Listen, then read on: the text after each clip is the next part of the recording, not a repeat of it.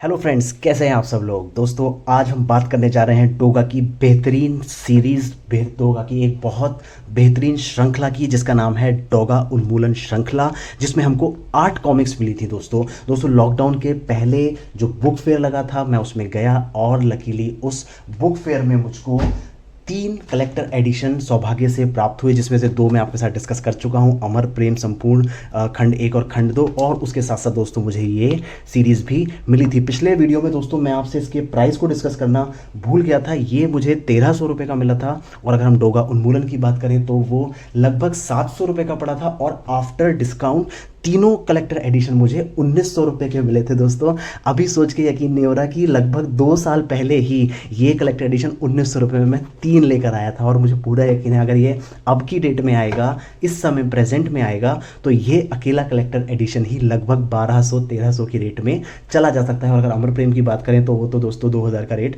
बड़े आराम से छू जाएगा।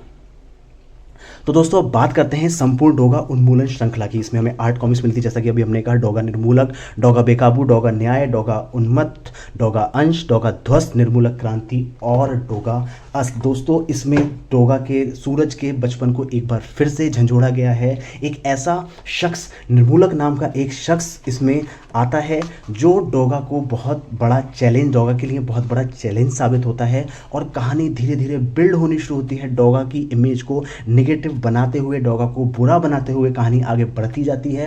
तो शुरुआत में जो कहानी इतनी सिंपल लगती है ना दोस्तों, इसकी आगे चलते चलते वो कहानी इतनी ज़्यादा कॉम्प्लेक्स और इतनी ज़्यादा इंटरेस्टिंग और रोमांचकारी होती चली जाती है कि आप धीरे धीरे इसमें खोते चले जाते हैं, बंधते चले जाते हैं। और इन द एंड दोस्तों, इसमें अकेला डोगा ही नहीं, मतलब साइंस का इतना बेहतरीन वो इतने सारा, मतलब आपको लगता है कि शुरुआत में आपको लगेगा भाई डोगा को फंसाने की साजिश है, कोई एक बंदा है जो डोगा को ख़त्म करना चाहता है। सिंपल नहीं, इतना सिंपल ये सीरीज़ दोस्तों नहीं है। और जिन दोस्तों ने अभी इसके रीप्रिंट को ले लिया है और पढ़ लिया है या पहले पढ़ा है, तो वो जानते हैं किस तरीके से एक स्लो शुरुआत कह सकते हैं, या एक अलग लेवल की शुरुआत कह सकते हैं, और कहानी बिल्ड होते होते ये सीरीज़ बहुत ही अलग लेवल पे पहुंच गई थी। और एंड में आते आते दोस्तों, जो फाइट सीक्वेंस आते हैं, जो फाइट सीन्स आते हैं, वो अपने आप में इतने ज़्यादा अच्छे हो जाते हैं। सबसे फेवरेट सीन मुझे लगता है दोस्तों इसमें एक सीन था जिसमें डोगा नैनो कार को उठाकर फेंकता है। तो भाई, अब कुछ लोग इसको कह सकते हैं ये क्या दिखा दिया है, बट डोगा से अगर हम उम्मीद करें तो as a super hero Doga का ये वाला सीन बहुत ज़्यादा थ्रिलिंग,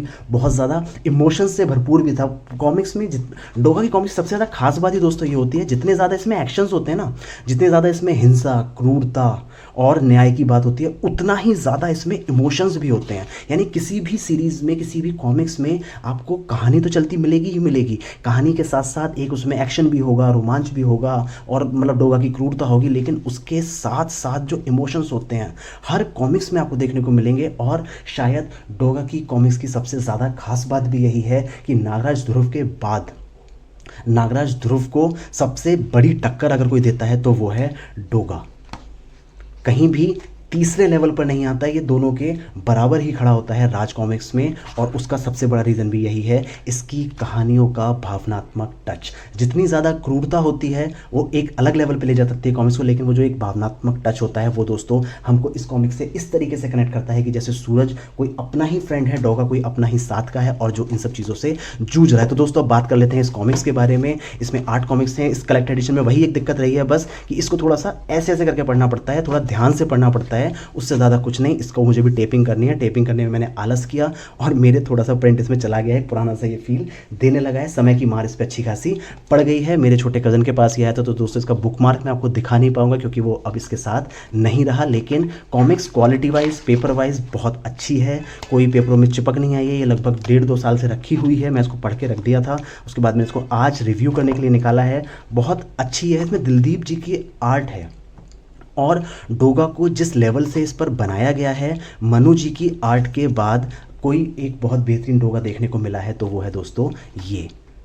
इस आर्ट में इतनी क्लीननेस है, दिलीप जी की आर्ट पूरी तरीके से डोगा के साथ न्याय कर पाती है। इतनी क्लीन आर्ट, इतने परफेक्ट स्ट्रोक्स, इतनी अच्छी पेंसिलिंग वो इस पर करते हैं कि डोगा को देखने का मज़ा हमारा बहुत ज़्यादा बढ़ जाता है। तो दोस्तों, इसमें कहानी जैसे मैंने आपको बताया था, शुरुआत होती है एक सिंपल से एक्ट से, और धीरे धीरे करते करते कहानी का बिल्ड बहुत ज़्यादा स्ट्रांग हो जाता है। एक तरफ अलग कहानी बन रही है, दूसरी तरफ डोगा के बचपन की कहानी भी साथ में चलती आ रही है। तो बहुत बड़ी मुश्किलों से, बहुत ज़्यादा दिक्कतों के बाद बिल्डते जुड़ते कहानी को उसके अंत तक लेकर जाता है। और इस कहानी में जितना आप एक्शन देखेंगे, जितनी आप हिंसा क्रूरता देखेंगे, उतनी ही ज़्यादा इसमें आपको इमोशंस देखने को मिलेंगे, उतना ही ज़्यादा इस कहानी से आपका जुड़ाव होता रहेगा। हर एक कैरेक्टर बहुत अच्छे से इसमें जोड़ा गया है, एंडिंग बहुत अच्छी होती है। थोड़े और कैरेक्टर्स इसमें ऐड होते हैं, जैसे कि परमाणु इसमें आपको देखने को मिलेगा एंड में।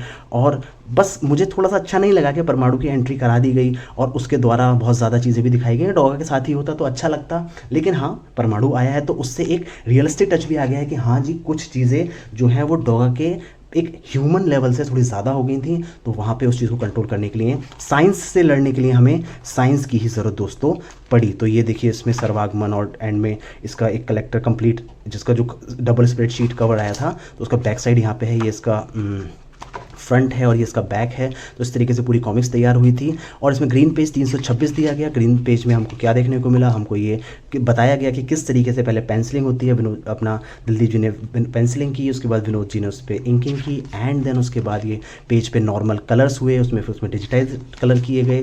डिजिटाइज कलर्स के बाद उसके ऊपर उस पर लिखा गया, लिखने के बाद उसका प्रूफ रीडिंग हुई, प्रूफ रीडिंग के बाद फाइनली ये पन्ना हमारे पास बनकर आया। तो इसमें हमको समझाने की कोशिश की गई थी कॉमिक्स बनाने की स्टेजेस क्या क्या होती हैं। और दोस्तों, अभी जो कॉमिक्स आ रही है मेरी सोनू डोगा की, जो कूड़ा मैं नाम भूल गया दोस्तों का, कचरा पेटी, यस, कचरा पेटी सीरीज़ आ रही है। उसमें दिलदीप जी की आर्ट हमको डोगा पे दोबारा देखने को मिल रही है और उसमें इंकिंग रहेगी जगदीश जी की। तो बहुत शानदार इसी तरीके की संपूर्ण डोगा उन्मूलन जैसी सीरीज़, कचरा पेटी सीरीज़ दोस्तों आ रही है। तो आपको ये सीरीज़ पर्सनली कैसी लगती है? अगर आपने पढ़ी है तो आपको इसमें सबसे अच्छा क्या लगा? और आपके पास क्या आपने नए एडिशंस खरीदे हैं या आपके पास पुराने थे? अपनी राय मुझसे कमेंट सेक्शन में ज़रूर साझा कीजिए दोस्तों। और क्या अगर इसका कलेक्टर एडिशन दोबारा आता है, जो कि 100% आएगा, तो आप में से कितने लोग उसको खरीदना पसंद करेंगे? दोस्तों, जैसा कि हमने डिस्कस किया है गिव अवे के बारे में, बने रहिए हमारे साथ। Give away on the way है और ट्रैप आपकी हो सकती है, तो बने रहिए सब कुछ सिंह के साथ। इस वीडियो अगर आपने पसंद आया है तो लाइक कर दीजिए, चैनल को सब्सक्राइब करके बेल आइकन तो ज़रूर दबा दीजिए दोस्तों, क्योंकि कॉमिक्स नई हो या पुरानी, सब कुछ सिंह पर आपको वो मिलेगी। हमारा लक्ष्य है, हमारा टारगेट है, कॉमिक्स मतलब सब कुछ सिंह। जिसके बारे में आपको जानना है वो आपको यहाँ मिलेगा। इसी के साथ साथ हम लोग दोस्तों और पब्लिशिंग हाउसेस की तरफ भी बढ़ते जा रहे हैं। जिस तरीके से हम मनोज और तुलसी कॉमिक्स इंडिया वाली लेकर आते हैं, अब हम फेनिल कॉमिक्स, होली काओ, कैंप फायर कॉमिक्स, इन सब की तरफ भी दोस्तों बढ़ते जा रहे हैं। बस हमें ज़रूरत है आपके सहयोग की, आपके प्यार की और आपके मोटिवेशन की। तो दोस्तों, बनाए रखिए हम पे अपना प्यार और हमें करते रहिए मोटिवेट। और बेल आइकन अगर आपने अभी तक भी नहीं दबाया है तो उसको दबा दीजिए। मिलते हैं बहुत जल्द अगले वीडियो में, तब तक के लिए नमस्कार दोस्तों।